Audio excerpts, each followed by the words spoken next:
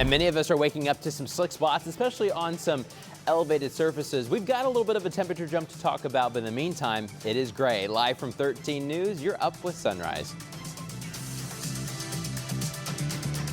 Good morning to you. It is 4 o'clock on your Thursday morning. Thanks for waking up with us here on 13 Sunrise. I'm Julia, along with Julia and Matt here this morning. I was trying to think on the entire drive in how we could change the description of today's weather to make it a little more sunrise friendly. What do you call it? Like when it's just muted colors? Oh, like the nice way nude. It looks like that out there. Monochromatic. Oh, We'll okay. call it that instead of saying that super fancy. instead of saying that it's a gray day out there. Monochromatic morning. Yes, there we go. It's better than gray and yucky and wet. And so that's what you're going to be dealing with as you wake up and head out the door this morning. And a couple slick spots, especially on maybe your car door handle if it's parked outside. Maybe you're going to check the mail a little bit earlier this morning, and you may notice it might be kind of hard. You're going to have to break some of the ice. One of my teachers from Centerville, back where I grew up, sent me this photo. This is his truck. This is the antenna. That's all ice that's caked up on there, and a lot of us are dealing with sites like this morning. The roads themselves are a little slick in a couple spots, but many of them are just wet. NDOT has been treating the roads, but it's tough because a lot of times it's just plain old cold rain, and then sometimes you switch to freezing rain, back to rain.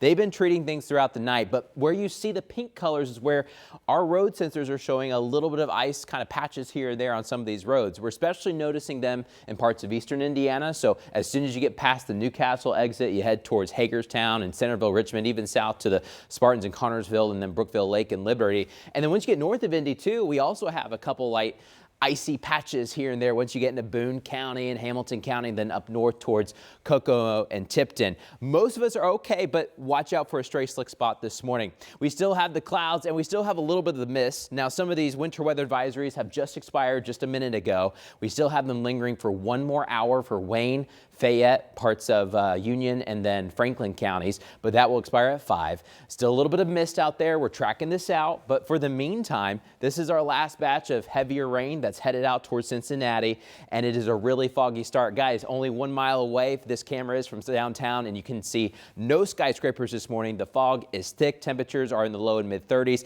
Coming up, we're going to let you know how thick this fog is and how long it's going to last, Julia, for the rest of the morning. All right, thank you, Matthew. Well, we start with developing news this morning as Metro Police are investigating 2 overnight shootings happening within minutes of each other here. So right now we know at least one person is in critical condition from that shooting. They were taken to the community hospital east around 1:30 this